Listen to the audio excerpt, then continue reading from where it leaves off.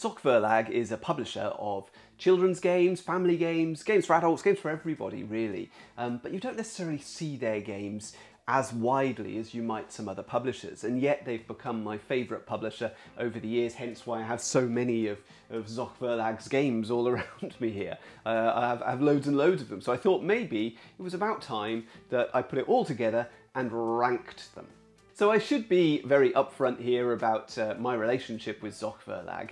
I have received a number of review copies from them. I think it's 5 at this point over the years. I've met with Zockverlag on a number of occasions to pitch my own games, always unsuccessfully, I might add.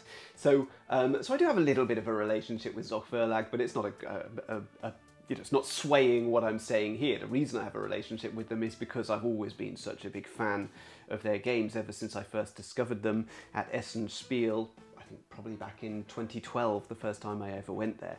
So today I'm going to be having a look at 50 Zockverlag games, and we're going to be ranking them, telling you which ones are worth your time and which ones aren't. And so let's kick off. I could grab any one of these games off this pile and tell you what I think about it. So why don't we start off with Jackal High. So Jackal High is a dice game. It uses D8, 8-sided dice, which is unusual. And essentially you're rolling dice and then you're placing them out onto various different locations, various different cards, and trying to get as close as possible to the sort of target number on that card in order to win that card to get points. But obviously you're going to be competing with other players, and so if you've got more dice on that card, then that's an advantage over somebody who's got fewer dice, and so on. As a dice rolling game, it's inevitably quite random. But it is a change of pace from other dice rolling games because of those being D8, so just from the point of view of it feeling tactile, it just feels different to be rolling a number of D8. The artwork's nice, it's a nice little game. I'm going to call this one B tier. B tier for Jackal High. We'll carry on down this line here, I think, to start with, so let's go with Sushi Go.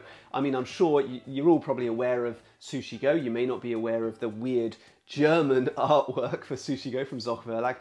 This is one of the reasons I love Zockverlag so much, is because of their slightly grotesque art. The humour in their art it's very offbeat, and Sushi Go illustrates that more than anything. So Sushi Go is a fantastic game. You all know that. It's an S tier game for sure. So next on this row, Kings and Creatures. This is quite a recent game. This one, I think, it's got a really interesting central mechanism to it about which cards you take, and if you take cards with a high number, then it kind of allows other players to take multiple turns before you get a turn again, a bit like a time track in a larger sort of board game. And as such, it's a little sort of unintuitive, and the game doesn't quite flow like a snappy card game might. But the set collection in it is really interesting. It's quite similar to Sushi Go in that regard, the way that you collect sets. I think it's a really nice little card game, but it's not going to be for everybody because it's not as simple and intuitive and snappy as something like Sushi Go.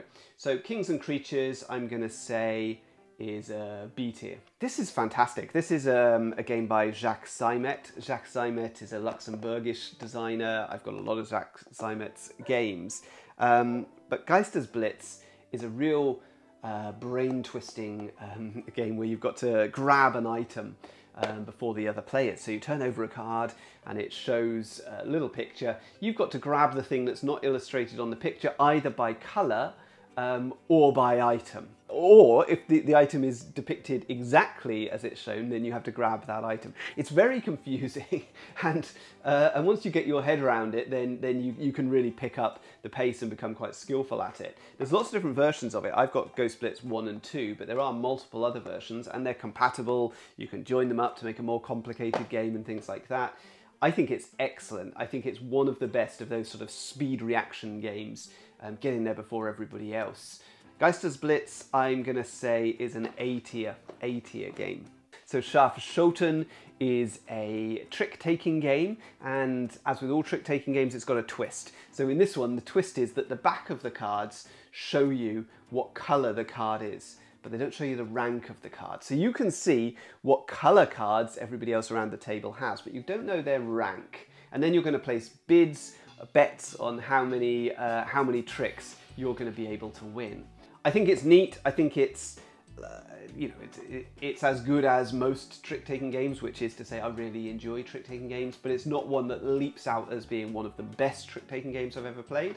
I'm going to say it's a B tier game. Scharfe Schoten. Panic Island. This is not one of my favourites of Zockverlag's games. This is a memory game with lots of special powers on the cards. So you're turning over cards, you're trying to collect cards that, it's not matching cards, but you're trying to collect cards that kind of go together, an egg and a dodo or whatever, and they've got different powers on them when you turn over certain cards and things like that.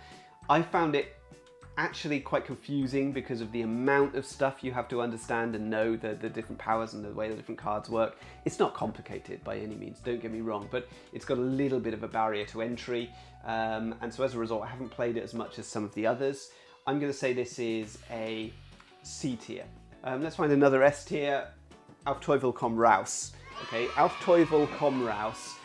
This is one of my favourite games of all time. Okay, not just a favourite Zockverlag games. This is in my top 10 of all time, I reckon. So this is a gambling game, although you're not gambling for real money, but it's a push your luck. You're trying to pull coals out of the devil's cauldron. They've all got values on them, and you've made bets at the beginning of the round on how many coals you think you can pull out, and you don't want to go bust by pulling out a devil's head from the cauldron.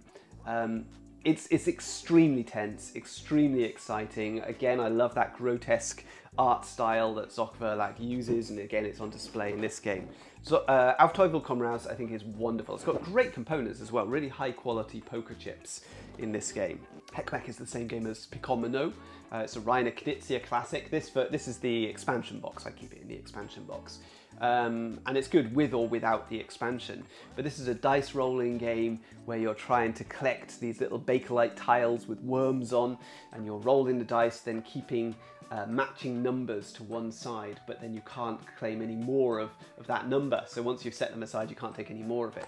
And you can push your luck, keep rolling as long as you want, but if you get to the point where you can't put anything aside, then you lose everything, essentially. And you're trying to collect up these stacks. There's lots of opportunities to grab other people's tiles off them and things like this. So Heckmeck, I'm going to say that is another S tier game. I think Pickomino, Heckmeck, is a wonderful game. I think it's one of Rainer Knizia's best. Let's have a look at the card game version. Where's that? Here it is, Heckmeck and Karteneck, another game that I really, really like. This is by Rainer Knizia as well. It's basically translated a lot of the stuff about Heckmeck into a card game, but it's almost turned it, well, it's turned it into an auction game, really, with a bit of a feel of stuff like For Sale, that Stefan Dora game, because you're playing your cards, and you're trying to decide, you know, do I want to, is this stuff that's available, these Bakelite tiles with worms on, are they valuable enough for me to spend these cards on, or do I want to hold the cards back for when there's a more valuable offer on display?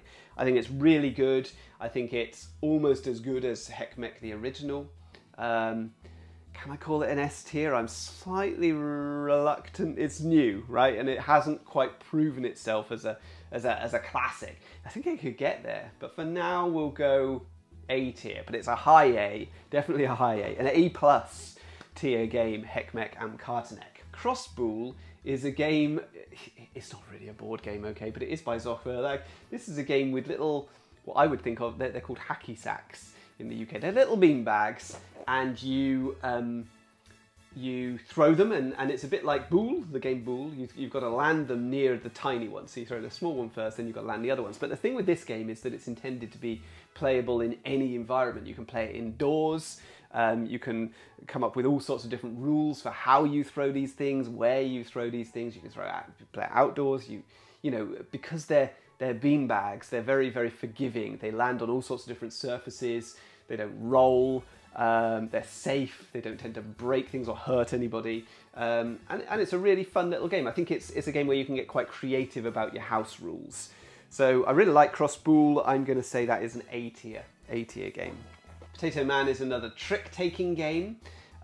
This one, the twist here is that when you play a card, you don't have to follow suit. In fact, you have to not follow suit. So unlike most trick-taking games, here, if someone plays a red, well, no one else can play a red. You might play a blue or a yellow or a green.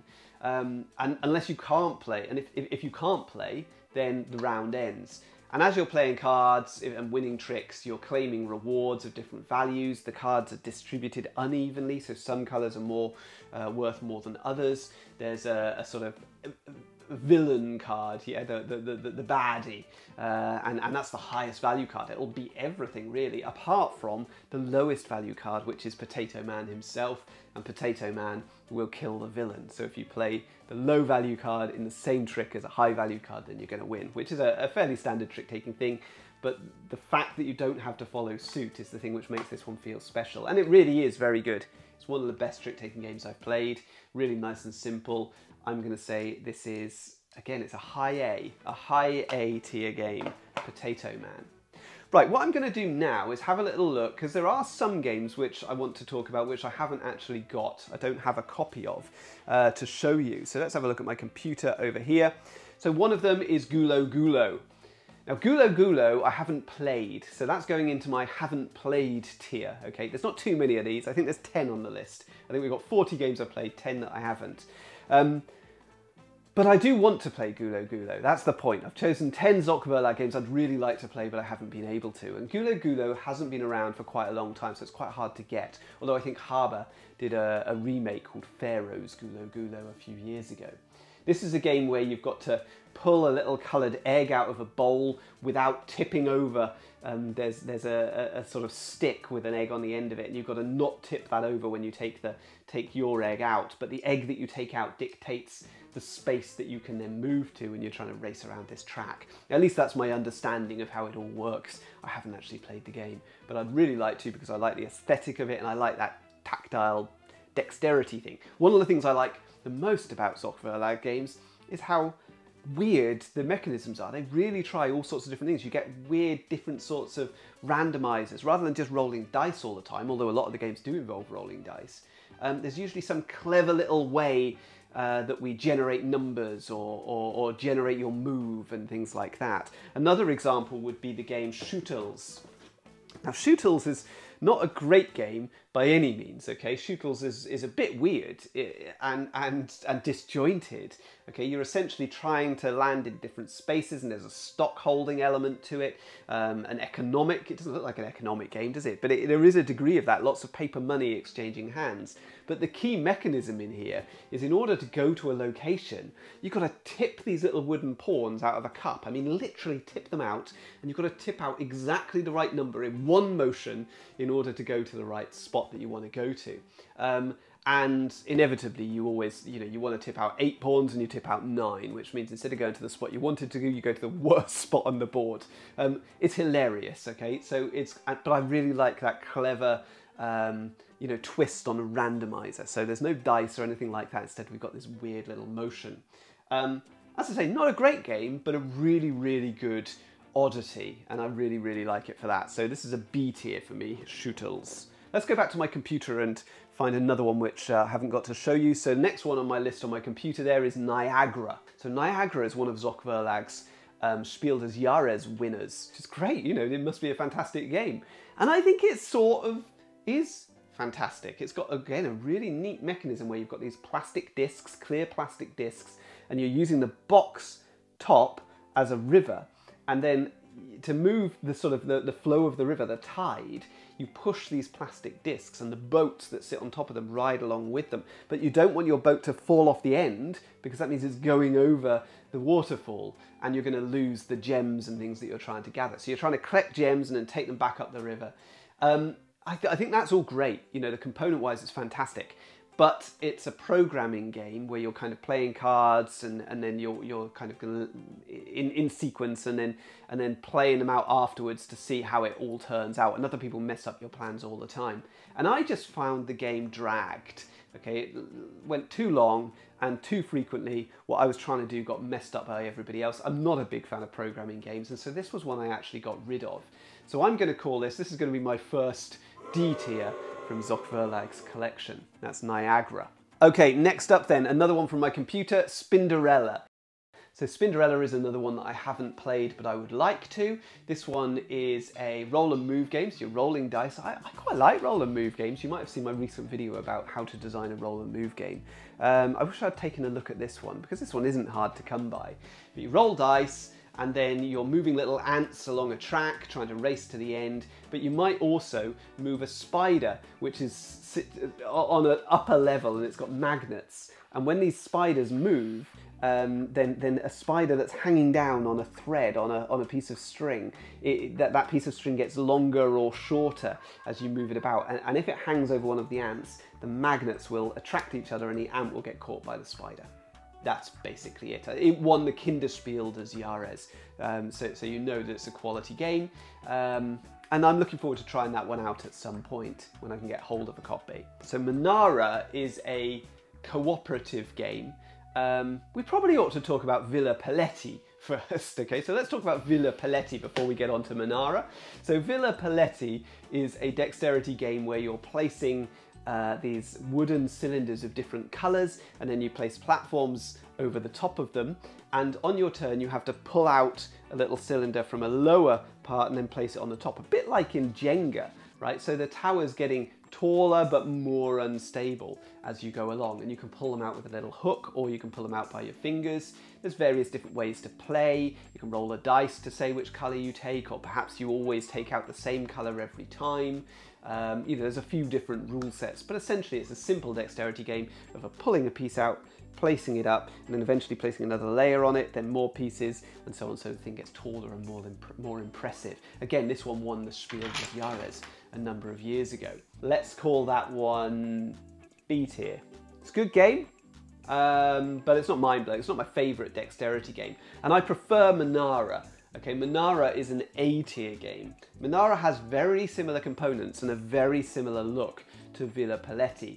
This one's a cooperative game, so you're trying not to get that tower to tip over. You're trying to get it as tall as you need to. There's a set of sort of objectives, and it changes. The height that you need to get to increases the longer the game goes on. But you're trying to increase the height of the tower, fulfill objectives, by doing so, and make sure that the tower doesn't fall. You're all working together to do that. There's different difficulty levels. There's a nice little expansion that adds in extra actions and things like that. It's just as visually appealing as Villa Paletti, but the decisions in it are a little bit more interesting. Another dexterity game that I really love from Zoc Verlag, and this is an S tier, right, I'll tell you now, is Bandu. Bandu, or Bauzac as it's also known. This may even have been the first game, I think, from Zoc Verlag. I'm not sure about that, but it is by Klaus Zoc himself who designed it. And we're stacking up these wooden pieces to make these towers and hoping that your tower doesn't fall down before anyone else's. It's very similar to the game Junkart, if you've played that, which is a more recent game with a more variable rule set.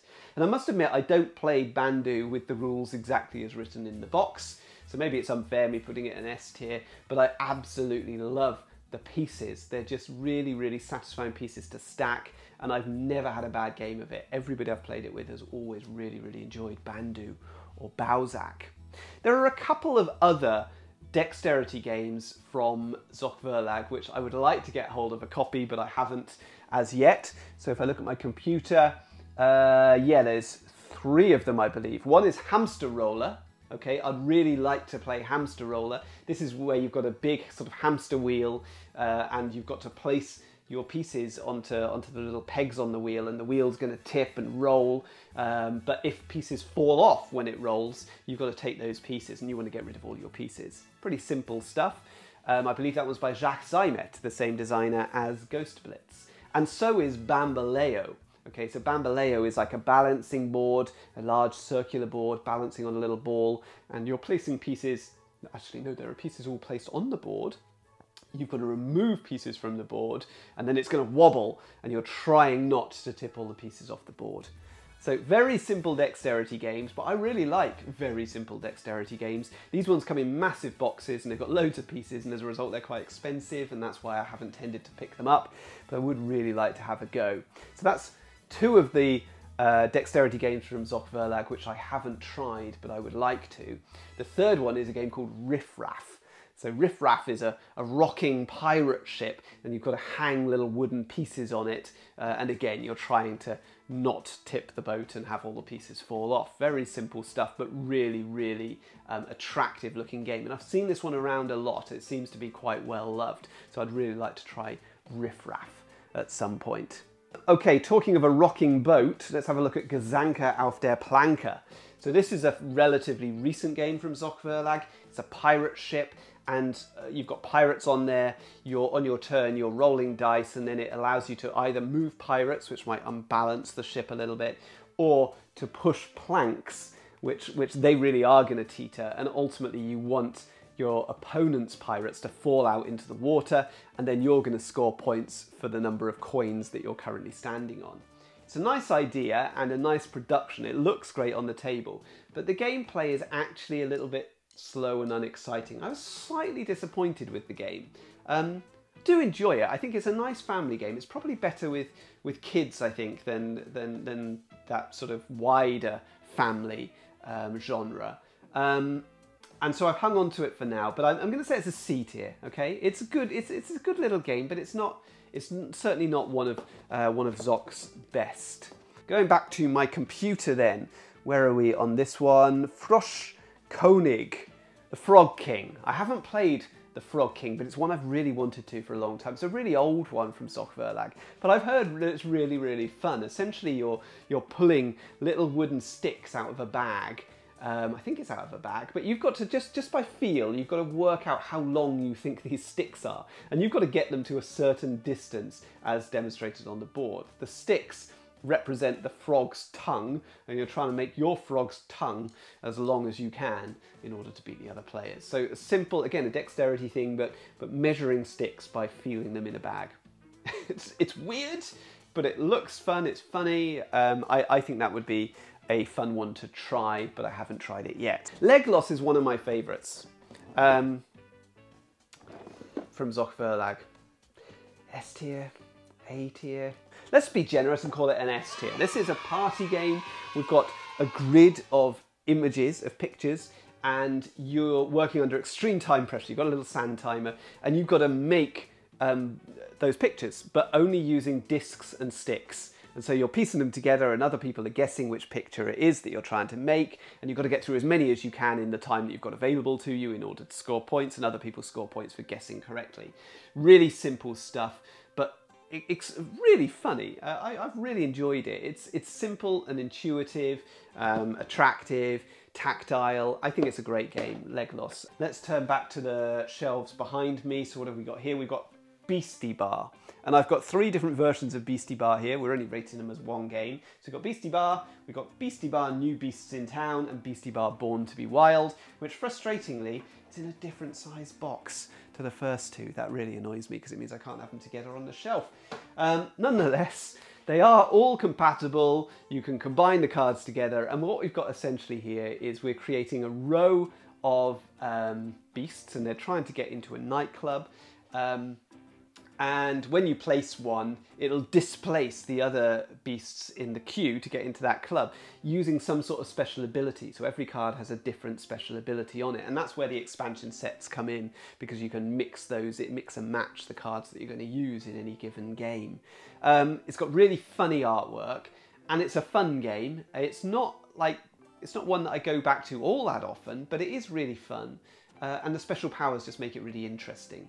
So I'm going to call this one a B tier for Beasty Bar. So Mangrovia is unusual among Zock's games in that this is a mid-weight Euro game, okay? And so what I mean by that is it's very strategic, quite thinky, quite slow. It's not funny, okay? It's quite beautiful in the way that it looks. You've got this almost like rondelle for action selection. So you're moving a little, you're placing out your pawns to show which actions you want to take, and then a little boat moves around to show the sort of order of these actions happening. But if you pick a specific action spot, it gives you 2 actions, but one of them will happen right at the start of the round and one will happen towards the end of the round. So it's got a strange sort of, it's a nice system actually. It's a nice system for selecting actions, and then you're trying to place out huts in various different types of terrain, and those different areas of the board have different majority scoring. So there's an area majority aspect to it. It's a good midweight Euro, okay, or slightly sort of, certainly not really a family game. It's a little bit more than that, you know. This is a bit more complicated than Ticket to Ride, for example, but not massively so. Gateway plus, family plus, let's call it. Okay, so good game, unusual in Zock's collection. I quite like it when Zock does something a bit different to the sort of things that they would normally do. Mangrovia is a, I think it's A tier. It's really good. Kilt Castle, also really good, but this one is an abstract strategy game. Okay, it's got all this Scottish imagery, like Scottish pictures, but actually the castles that you're creating in the game don't look Scottish at all. They look a little bit more like Mediterranean. I don't know whether these people have actually ever been to Scotland. Nonetheless, the game itself is a really interesting abstract game. You're moving these cards around the board in a clockwise direction. You can't move them too far, but that dictates which colour piece can be placed into whichever row or column that you've moved on to, and you're trying to get your pieces stacked onto the top whenever there's a scoring round in order that you can score money for connected chains of your castles. It's a very thinky game, could be quite slow. You might think a long time about your turn, but it's a good one, a good abstract game, unusual. I'm calling that one A tier, okay? Good game, Kilt Castle, but difficult, yeah, difficult to grasp. So Sushi Zock Im Gockelwok is a sort of follow-up almost to Heckmeck. It's another dice game from Reine Knizia, again with Bakelite tiles. This time some of them do have, there's fish, aren't they? They're fish and sushi and fish bones. It's got that Reine Knizia scoring where you can't just go for one thing. You've got to go for the high scoring tiles, but you've also got to have the low scoring tiles because you've got to have an equal number of both. And if you have too many of the high scoring tiles, a lot of them are just going to be discarded because you haven't got enough low scoring tiles or negative scoring tiles. It's much more take that in it than there are in Heckmeck, much more attacking other people and stealing their stuff, so some people won't like that, but it is a really, really fun game. I want to make sure I don't miss any of these with all these around me, so let's clear up the final ones that we've got on the table. So Strand Unter. Strand Unter is a game where there's a sort of beach and there's the sea, the tide is coming in on that beach and then actually it's going out initially and then it's going to come back in again. And as it goes out, round after round, it reveals these seashells and everybody simultaneously turns these dials to select which seashells they're going to take from the seashore. And then they're going to put them in their little bucket, complete objective cards, and build castles. And you build the castles by placing them out onto the beach. And the further out on the beach you go, the more points they're going to be worth. But when the sea starts to come back in, if you've pushed it too far, then your castles are going to be the first ones that are washed away and become worth nothing. It's a good game with a really nice table presence. This is a fairly recent one. I'm going to say it's a B tier. B tier for Strand Unter. Kipp Mir Saures is another table presence game, right? It's got these tipping towers. You're putting these brightly coloured dice into them that represent sweets, and the dice are of all different sizes. And then if you put enough dice in there, it's going to tip over, the dice are going to spill out, and then you're going to draft the dice, so select them individually, turn by turn, and you're trying to complete objectives in order to score points. It's pretty simple stuff, and it's not as fun as it looks, okay? It is fun, but it's not as fun as it looks, and that's a bit of a shame, because it looks great, okay? So this one I'm going to call, that's a B tier, I think. Maybe a low B. I do like it. It's and maybe I'm being harsh, but when I've just been talking about all these games that I think are absolutely wonderful, Kipp Mir Saures doesn't hold up alongside a lot of those games. So let's go C tier for Kipp Mir Saures. Gloria Picktoria. This is a little card game from Alan Moon. It's based on the same system as Airlines Europe, which is a board game that I really, really like. You're essentially trying to collect sets and control sets. I'm not going to be able to describe it. I haven't really played it enough to give you a really accurate description of it off the top of my head. But it's a neat system, very enjoyable, great artwork. I really like the big board game version, but I like this as well as a little portable card game version too. I'm going to call that one B tier for Gloria Picktoria. Right, let's go to the computer and see what we've got over here. Enigma. Enigma is another one that I used to own, but I got rid of it, so I can't show it you today. Enigma has a bunch of different puzzles, like different types of puzzles. Okay, so lots of little mini games really, which is interesting, and you're kind of racing to complete these puzzles. But the puzzles, they're not really that deep or fascinating, and the game isn't that attractive, I don't think, and it just didn't hold my interest at all. There's nothing really wrong with it, just found it a little bit dull, Enigma. So that one is, I'm going to put that in the D tier, okay? I don't think Enigma is a great game. If you like puzzles, there's probably better activities you could be getting on with.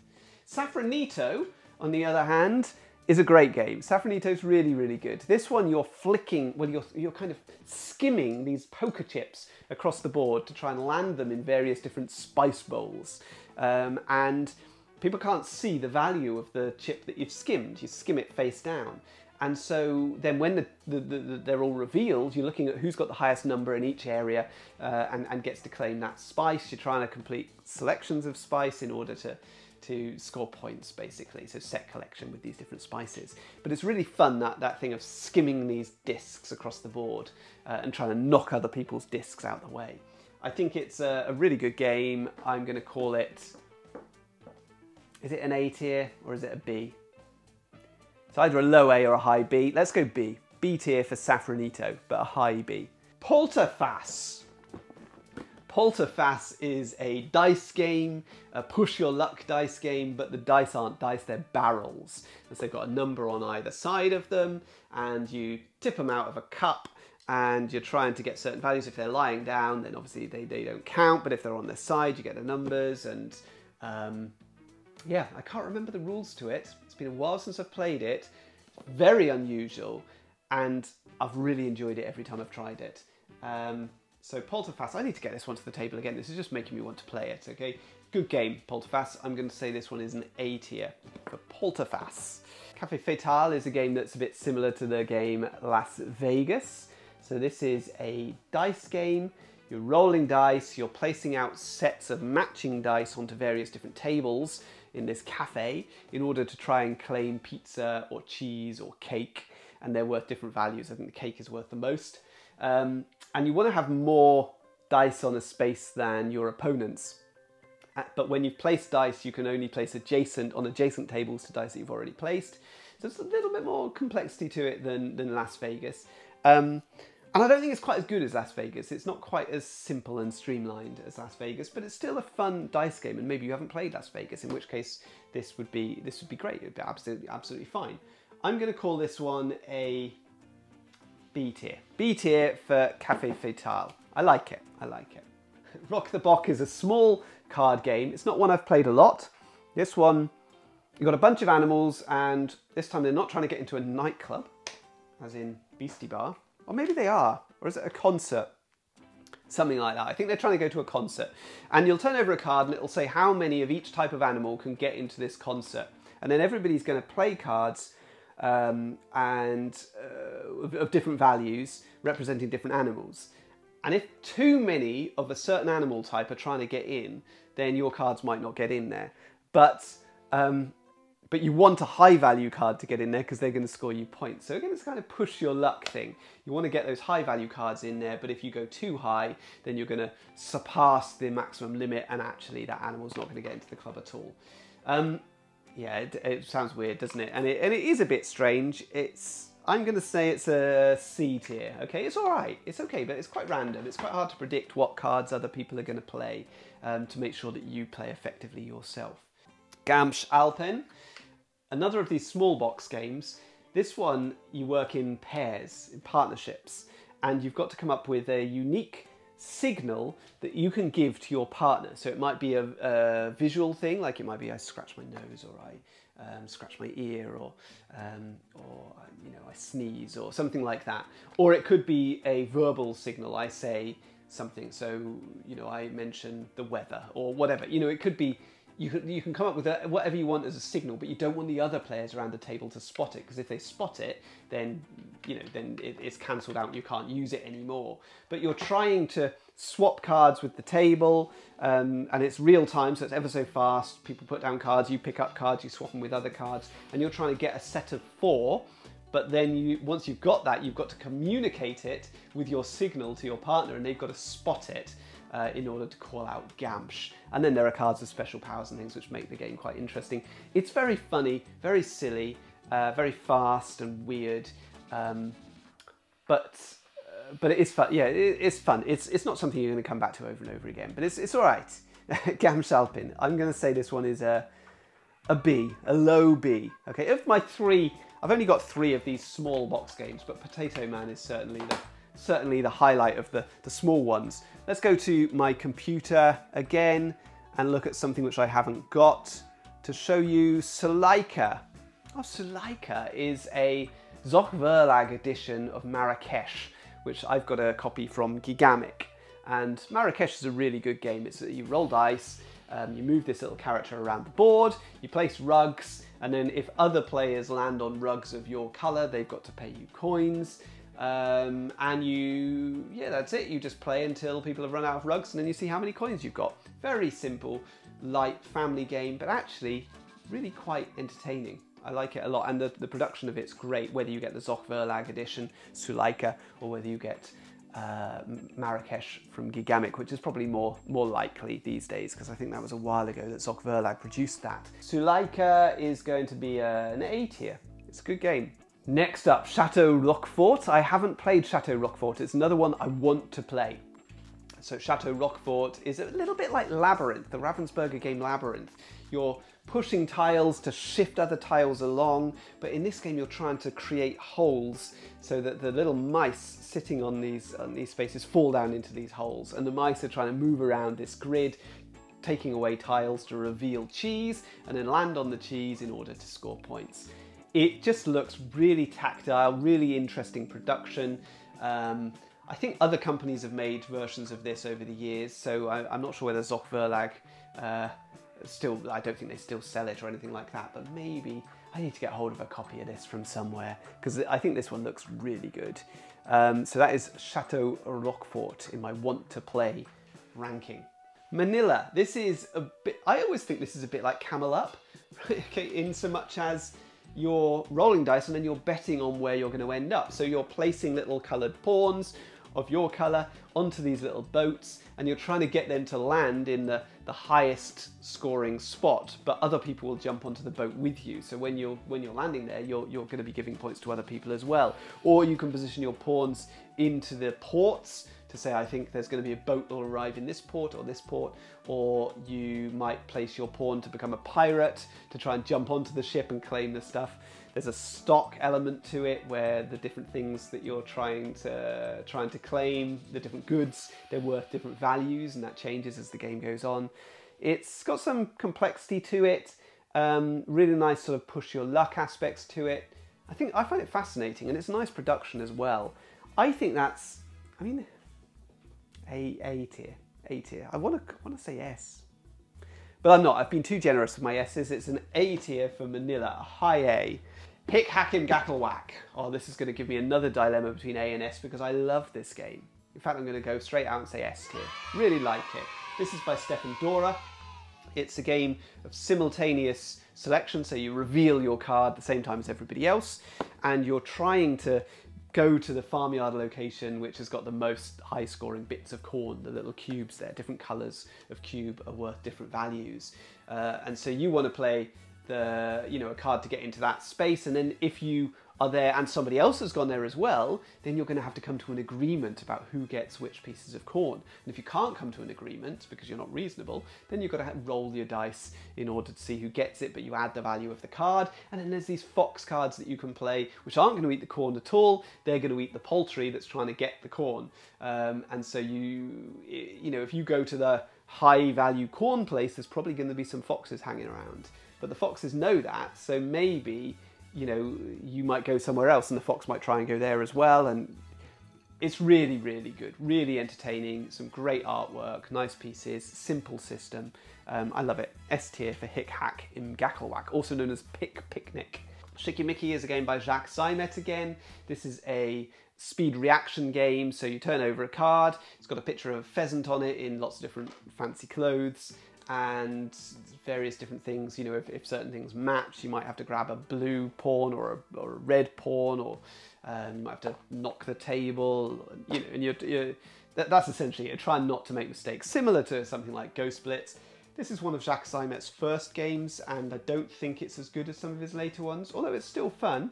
I would say this is a B tier, low B. It's alright, it's okay, Shicky-Micky, it's pretty good. Kimono. I think this has had other editions with other names. I think it's got a name, is it called Zooscape or something like that? A totally different theme.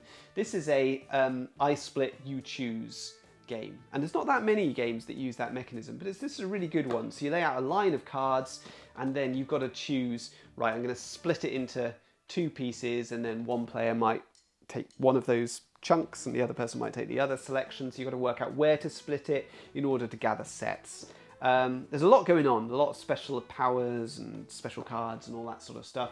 Nice artwork. It's really fun, but it is a little bit unintuitive because it's got so much going on with all the different cards. I think it's a really good game. I'm going to say B tier for Kimono. Nice little card game, that one. And what does that leave us with? Tobago. Okay, Tobago is, this is one of the classics, really. One of the classic big box games. It's got beautiful production. You're on this treasure island and you're traveling around and trying to locate the treasure. And you're kind of determining where the treasure is by playing these cards. So you might play a card which says the treasure is within 2 spaces of the beach. Or it might be this treasure is not next to a tree. And so as you eliminate spaces or determine where it could be, you're placing cubes onto the board to say, right, I'm narrowing it down. And once you've located the treasure, everyone's racing to get their little truck to get to the spot where the treasure is in order to score points.